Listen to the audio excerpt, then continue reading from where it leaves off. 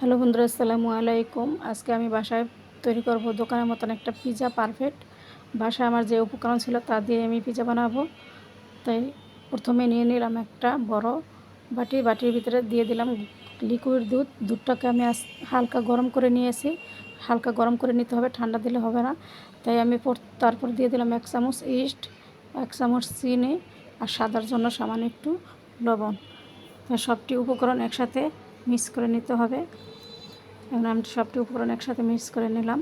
তারপরে দিয়ে দেব আটা। আমি 2 কাপ আটা নিয়ে নিয়েছি। যে যেরকম বড় করতে চান সেরকমভাবে আটা নিতে পারবেন।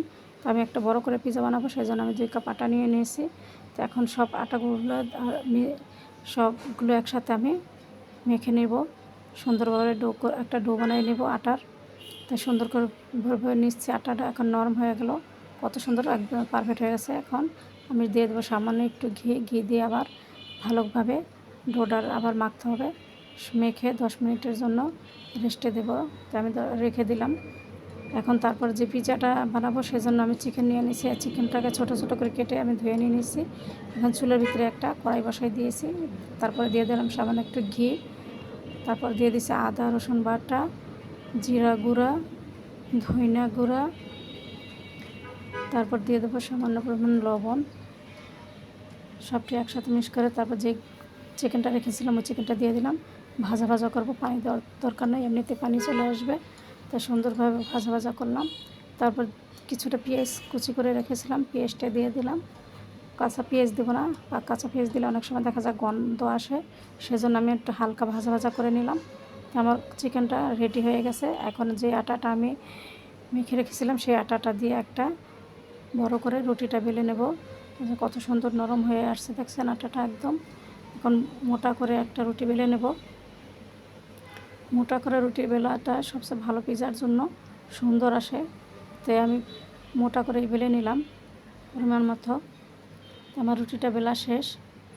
এখন একটা বড় একটা স্টিলের প্লেটের ভিতরে দিয়ে দেব। একটা কাঁটা চামচের মাধ্যমে একটু সামান্য ছিদ্র করে নিতে হবে। ছিদ্র করে নিচ্ছি। এখন দিয়ে দেবো টমেটো সস। এটা আমার বাসায় তৈরি করা ছিল, আমার নিজের হাতে টমেটো সসটা তৈরি করছি, তাই অতটা কালার আসে নাই। তো আমি যেই চিকেনটা ভেজে রেখেছিলাম ওই চিকেনটা দিয়ে দিলাম। তারপরে দিয়ে দেব ক্যাপসিকাম কেটে রেখেছিলাম, চিকন করে দিয়েছি, তাড়াতাড়ি সিদ্ধ হয়ে যাবে সেজন্য। এই ক্যাপসিকামটাকে সুন্দরভাবে সাজিয়ে দিলাম। তারপর উপর দিয়ে দিব চিপসটা একটু বেশিভাবেই দিতে চাবেন। চিপসটা একটু বেশি দিলে একটু ভালো লাগে, সেজন্য আমি একটু বেশি করে দিয়ে দিলাম। আমার চিপস দেওয়া শেষ। এখন উপর দিয়ে দিব চিনি দিয়ে দেবো।